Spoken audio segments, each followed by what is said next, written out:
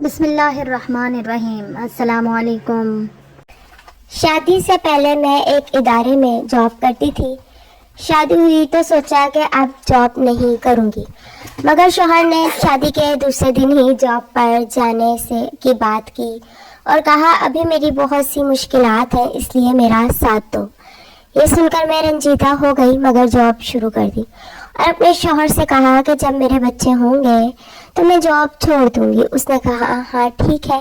یوں وقت گزرتا گیا اور میری شادی کو 2 سال ہو گئے مگر میرے بچے نہ ہوئے۔ شوہر سے بات کی تو وہ کہنے لگا کہ یہ نارمل بات ہے، فکر مت کرو، مگر مجھے ٹینشن ہونے لگی کیونکہ میں تھک چکی تھی اور جاب سے جان چھڑانا چاہتی تھی۔ اس لیے میں نے سوچا کہ مجھے اس سلسلے میں کسی لیڈی ڈاکٹر سے بات کرنی چاہیے اور یوں میں اپنی امی کے ساتھ چلی گئی۔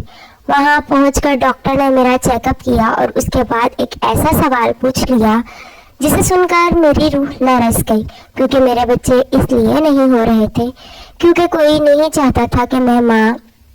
میرا نام ارم ہے اور شادی سے پہلے میں وقت گزاری کے لیے جاب کرتی تھی، لیکن جب میری شادی ہوئی تو میں نے سوچ لیا کہ اب میں جاب نہیں کروں گی۔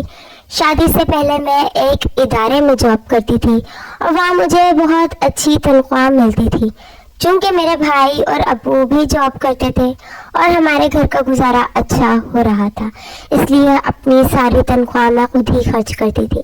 میں نے کئی بار امی کو گھر کے خرچ کے لیے پیسے دینے چاہے مگر اس نے لینے سے انکار کر دیا اور کہنے لگی شکر ہے ارم بیٹا، تمہارے ابو اور بھائیوں کی تنخواہ بہت اچھی ہے، اس لیے مجھے گھر کے خرچ کے لیے کسی تنگی کا سامنا نہیں کرنا پڑتا، اس لیے تم اپنی تنخواہ خود پر ہی خرچ کر لیا کرو۔ یہ سن کر میں نے دوبارہ اپنی تنخواہ گھر میں دینے کی کوشش نہیں کی۔ ہاں البتہ امی ابو اور بھائیوں کے لیے کوئی نہ کوئی ضرورت کی چیز تحفہ کہہ کر دے دیتی تھی اور وہ خوش ہو کر لے لیتے تھے۔ میری امی کافی سمجھدار تھی، اس لیے انہوں نے ہم بیٹیوں کا جہیز وقت کے ساتھ ساتھ بنانا شروع کر دیا، اس لیے جب میری بڑی بہن کی شادی ہوئی تو میرے گھر والوں کو کوئی خاص مسئلہ نہ ہوا، اس لیے مجھے جہیز وغیرہ کی ٹینشن نہیں تھی اور اس لیے مجھے کوئی چیز اپنے لیے پسند آ جاتی تھی تو میں اسے اپنے جہیز کے لیے رکھ لیتی تھی، حالانکہ مجھے اسی وقت استعمال کر لینی چاہیے تھی، کیونکہ شادی کے بعد میں کسی چیز کو ویسے خوشی سے استعمال نہیں کر پائی جیسے شادی سے پہلے انجوائے کرتی۔ میری شادی ایک ایسے لڑکے سے ہوئی جو جاب کرتا اور اپنے گھر میں سب سے بڑا تھا اور وہ 4 بہنوں کا اکلوتا بھائی تھا۔ شادی ہوئی تو میں نے سوچا کہ اب جاب نہیں کروں گی اور اب شوہر کے ساتھ زندگی انجوائے کروں گی، مگر شوہر نے شادی کے دوسرے دن ہی جاب پر جانے کی بات کی اور کہنے لگا ارم تم نے جاب کے متعلق کیا سوچا ہے؟ یہ سن کر میں چونک گئی۔ ہماری ارینج میرج تھی اور ہم نے شادی سے پہلے ایک دوسرے کو سرسری انداز میں دیکھا تھا، اس لیے مجھے لگا تھا اسے میری جاب کے متعلق پتہ نہیں ہوگا، اس لیے سائم کے منہ سے یہ بات سن کر میں چونک گئی۔ میں اب جاب نہیں کروں گی، میں نے اسے جواب دیا تو وہ پریشانی سے اٹھ بیٹھا، کہنے لگا کیوں ارم، تم تو پچھلے 5 سالوں سے اس ادارے میں جاب کر رہی ہو اور میں ادارے کے بارے میں جانتا ہوں اور وہ پرانے ورکرز کا بہت خیال رکھتے ہیں۔ مجھے پتہ چلا ہے کہ اس ادارے کا ایک آفس دبئی میں بھی ہے اور یہ اپنے پرانے اور اچھے ورکرز کو پروموشن کے چانس بھی دیتے تھے۔ یہ سن کر میں فکر مند ہو گئی اور سوچنے لگی کہ کہیں سائم یہ تو نہیں کہنا چاہتا کہ میں پھر سے جاب کر لوں۔ تبھی وہ میری جاب کے سلسلے میں اتنی انفارمیشن لے کر آیا تھا۔ ہاں سائم وہ سب ٹھیک ہے کہ لیکن میں جاب نہیں کرنا چاہتی کیونکہ میں اب اپنی شادی شدہ لائف جینا چاہتی ہوں۔ یہ سن کر وہ میری طرف محبت سے دیکھنے لگا اور اس نے مجھ سے کہا دیکھو ارم، میں چاہتا ہوں کہ تم دوبارہ جاب کر لو کیونکہ ابھی بہت سی مشکلات ہیں میری، اس لیے میں چاہتا ہوں کہ تم میرا ساتھ دو۔ یہ سن کر میں رنجیدہ ہو گئی مگر میں اس کی بات سے انکار نہیں کر سکی اور پھر سے جاب شروع کر دی، لیکن اس دوران میں اپنے شوہر سے یہ کہتی رہی کہ جب میرے بچے ہوں گے تو میں جاب چھوڑ دوں گی۔ اس نے کہا ہاں ٹھیک ہے، تب مجھے کوئی اعتراض نہیں ہوگا۔ یہ اس شرط پر میں نے پھر سے جاب شروع کر دی۔ میرے گھر والوں نے مجھ سے پوچھا کہ تم نے تو کہا تھا کہ میں شادی کے بعد جاب نہیں کروں گی مگر اب تو تم جاب کر رہی ہو۔ یہ سن کر میں مسکرا دی مگر اصل بات نہیں بتائی، البتہ اپنی بہن کو یہ بات بتا دی کیونکہ میں اس کے ساتھ اپنی ہر بات شیئر کرتی تھی، اس لیے وہ میری بات سن کر کہنے لگی کوئی بات نہیں ارم، شادی کے بعد کوئی نہ کوئی قربانی دینی پڑتی ہے، بس تم خوش رہا کرو کیونکہ مشکل وقت گزر ہی جاتا ہے، ہو سکتا ہے کہ تمہیں صرف 1-2 ماہ جاب کرنی پڑے کیونکہ خوشخبری آتے دیر نہیں لگتی۔ یہ سن کر میں مطمئن ہو گئی اور دعا کی کہ ایسا ہی ہو. مگر 2 مہینے کیا میری شادی کو پورا 1 سال ہو گیا مگر میں بچے کی کوئی امید تک نہیں تھی. اب تو میں تھکنے لگی تھی. یہ سچ تھا کہ میں شادی سے پہلے بھی جاب کرتی تھی مگر اپنی مرضی سے اپنی خوشی کے لیے. اس لیے یہ جاب اتنی مشکل نہیں لگتی تھی جتنی اب لگ رہی تھی. شاید اس کی وجہ یہی تھی کہ میں اسے اب بوجھ سمجھنے لگی اور بوجھ تو تھکا ہی دیتے ہیں. اس لیے میں بھی تھک رہی تھی. میں صبح گھر سے نکلتی تو شام کے 5 بجے واپس آتی تھی. لیکن یہ شکر تھا کہ مجھے گھر آ کر کام نہیں کرنے پڑتے تھے. میری ساس اور نندیں سارا کام خود ہی کرتی تھی. میری 4 نندیں تھیں اور ابھی تک کسی کی بھی شادی نہیں ہوئی تھی. اس کی وجہ یہی تھی کہ وہ چاروں اتنی خوبصورت نہیں تھی اور ان سب نے ہی میٹرک کے بعد تعلیم کو خیر بات کہہ دیا.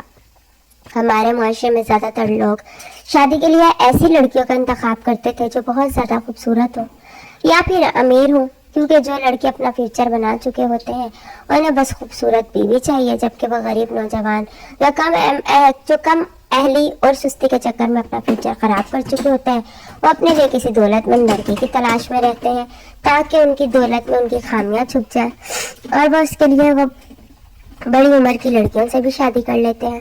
لیکن اتفاق سے ایسی کوئی خوبی میری چاروں نندوں میں نہیں تھی. وہ کم صورت بھی تھی اور کم پڑھی لکھی بھی. اس لیے ان کا بھائی اور ماں چاہتے تھے کہ وہ اتنا جہیز بنا لیں کہ جس کی لالچ میں کوئی اچھا لڑکا پھنس جائے. یہی ہمارے معاشرے کا المیہ تھا. مگر کیا کریں کہ یہ سارے اصول بھی ہم سب نے ہی بنائے تھے جو اب ہمیں برباد کر رہے تھے. جیسے میری اچھی فیملی سے تھی اس لیے میری شادی وقت پر ہو گئی اور مجھے ان سب حالات کو فیس نہیں کرنا پڑا. مگر شادی کے بعد میں اپنے شوہر کا ساتھ دینے کے لیے اس چکر میں پڑ گئی. اب میں انکار بھی نہیں کر سکتی تھی کیونکہ میں جانتی تھی کہ میری تنخواہ کہاں اور کس کام کے لیے استعمال ہو رہی تھی. ایسے میں یہ سب برداشت کرنا پر میں مجبور ہو گئی کیونکہ میرے شوہر کی ذمہ داری تھی اور اس ناطے میری بھی ذمہ داری بن گئی تھی. پھر خیر سے میری بڑی نند کی شادی ہوئی تو ہم سب نے سکھ کا سانس لیا مگر کچھ دنوں کے لیے کیونکہ اب ہماری ذمہ داری کم ہوئی تھی، ختم نہیں ہوئی تھی. اس لیے ہم دونوں میاں بیوی نے پھر کمر کس دی اور یوں وقت گزرتا گیا اور میری شادی کو 2 سال ہو گئے مگر میرے بچے نہ ہوئے. اب تو مجھے ٹینشن ہونے لگی کہ کہیں مجھ میں کوئی خرابی نہ ہو کیونکہ اب تک تو ہمارے بچے ہو جانے چاہیے تھا. اس لیے میں نے اپنے شوہر سے بات کی تو اس نے مجھ سے یہ کہا کہ تم ٹینشن مت لو، ویسے بھی ابھی ہمیں بچوں کی ضرورت نہیں تھی. یہ سن کر میں پرسکون ہو گئی مگر اندر ہی اندر میری پریشانی بڑھتی جا رہی تھی. وہ تو مرد تھا، اسے یہ سوال کوئی نہیں پوچھتا تھا جبکہ میں ایک عورت تھی. کہیں بھی جاتی تھی تو سب لوگ مجھ سے یہ سوال پوچھتے تھے اور اب تو میں اس سوال کا جواب دے کر تھک گئی تھی. وجہ چاہے جو بھی ہو لوگ ہمیشہ ایسے سوال عورت سے ہی پوچھتے تھے. اس لیے میرے شوہر کو زیادہ فکر نہیں تھی مگر میں ہر دوسرے تیسرے دن اس سے بات کر لیتی تھی اور کہتی تھی سائم مجھے ٹینشن ہو رہی ہے، ہمیں کسی ڈاکٹر سے بات کر لینی چاہیے تھی. مگر وہ تو ہمیشہ یہی کہتا کہ یہ نارمل بات ہے، فکر مت کرو. مگر مجھے ٹینشن ہونے لگی کیونکہ میں تھک چکی تھی اور سچ تو یہ تھا کہ مجھے اس لیے بھی جلدی تھی کہ اس جاب سے جان چھڑانا چاہتی تھی. اس لیے میں نے سوچا کہ اگر سائم میری بات نہیں مان رہا تو مجھے خود ہی کسی لیڈی ڈاکٹر سے بات کرنی چاہیے تھی تاکہ وقت پر ہی پتہ چل جائے کہ آخر اس کے پیچھے کیا بات تھی. اس لیے یہ خیال آتے ہی میں نے ایک ڈاکٹر سے بات کی اور یوں میں اپنی امی کے ساتھ وہاں چلی گئی. وہاں پہنچ کر اس لیڈی ڈاکٹر نے میرا چیک اپ کیا اور اس کے بعد ایک ایسا سوال کیا جسے سن کر میری روح لرز گئی. اس ڈاکٹر نے مجھ سے پوچھا کیا آپ اس سے پہلے کوئی ایسی میڈیسن لے رہی تھی جس سے آپ کے بچے نہ ہوں. یہ سن کر میں ہکا بکا رہ گئی اور اسے جواب دیا کہ نہیں، میں نے کبھی ایسی میڈیسن نہیں لی. یہ سن کر اس نے مجھے بتایا کہ آپ بالکل نارمل ہو اور اب تک آپ کا بچہ ہو جانا چاہیے تھا اور ہو سکتا ہے کہ آپ کے شوہر بچہ نہ چاہتا ہو. یہ سن کر میں ششت رہ گئی، یہ تو میں نے سوچا ہی نہیں تھا. اس لیے میں گھر آئی تو شوہر سے یہ سوال پوچھ لیا سائم کہ آپ نہیں چاہتے تھے کہ ہمارے بچے ہوں. یہ سن کر وہ چپ گیا. ارے بھائی اب اس بات کا کیا مطلب ہوا؟ وہ جھنجھلا گیا. میں نے اسے ساری بات بتائی اور کہا کہ ڈاکٹر نے کہا ہے کہ تم بالکل نارمل ہو اور اب تک تمہارا بچہ ہو جانا چاہیے تھا اور ہو سکتا تھا کہ تمہارا شوہر بچہ نہ چاہتا ہو. یہ سن کر میرے شوہر کا چہرہ تاریک پڑ گیا اور مجھے احساس ہوا کہ وہ ڈاکٹر بالکل ٹھیک کہہ رہی تھی.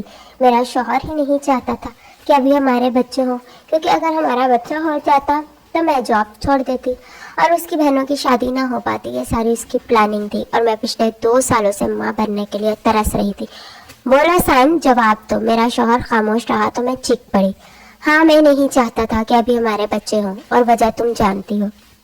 उसने मेरे सामने इस बात का एतराफ़ किया और मैं उसे बेयकीनी से देखने लगी। कोई आदमी इतना खुदगर्ज कैसे हो सकता था? उसने अपनी बहनों की खातिर मेरी इकलौती ख्वाहिश का गला घोंट दिया, क्योंकि शायद मेरे बच्चे इसलिए नहीं हो रहे थे क्योंकि मेरा शौहर नहीं चाहता था कि मैं माँ बनूं, और मैं 2 सालों से इस ख्वाहिश के लिए दुआएं मांग रही थी। मुझे यकीन नहीं आ रहा था कि मैं अपने बच्चों के कातिल के साथ रह रही थी। मैंने साइम से कहा, काश तुमने ये बात मुझसे डिस्कस कर ली होती। मैं जानती हूँ कि तुम्हारी मजबूरी थी, मगर इसमें मेरा क्या कसूर था? तुमने मुझे क्यों सज़ा दी? अगर तुम्हारी बहनों की शादी में और 5 साल भी लग जाते तो क्या मैं इस खुशी से महरूम रहती? साइम ने सुनकर गुस्से में आ गया और कहने लगा, हाँ, चाहे 10 साल भी गुजर जाते मैं बच्चे ना होने देता। और हाँ, तुम तब तक बच्चों के बगैर मर नहीं जाती। ये सुनने के बाद वहाँ रुकने की गुंजाइश नहीं रही थी, इसलिए मैं वो घर छोड़कर चली आई। कभी भी अपनी ख्वाहिशों की खातिर किसी दूसरे की खुशी बर्बाद नहीं करनी चाहिए, क्योंकि ऐसी खुदगर्जियों का अंजाम बर्बादी के सिवा कुछ नहीं होता, चाहे वो इंसानों की बर्बादी हो या फिर रिश्तों की बर्बादी हो। स्टोरी अच्छी लगे तो चैनल को सब्सक्राइब करें। अल्लाह हाफिज़।